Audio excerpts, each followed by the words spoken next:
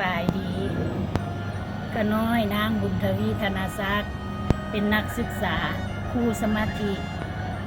รุ่นแรกอัตไซครูสนะตนเองเมื่อนี้จะมาส่วนเสริญพ่อแม่พี่น้องทุกท่านที่มีความสนใจอยากจะเฮียนสมาธิเพื่อฝึกจิตให้สงบอยู่วัดราชธรรมวิริยาราม4แห่งนี้จะเปิดปฐมนิเทศในวันอาทิตย์ที่13 ออกัส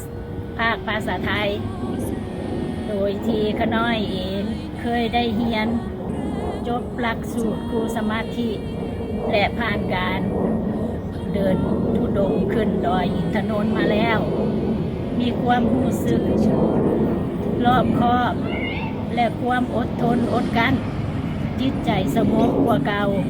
ถ้าพ่อแม่พี่น้องท่านใดสนใจสอบถามได้ที่วัด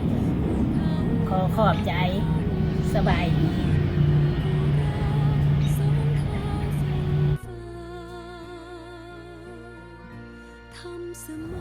สบายดีข้าน้อยนางบุญทวีธนศักดิ์เป็นนักศึกษารุ่นแรก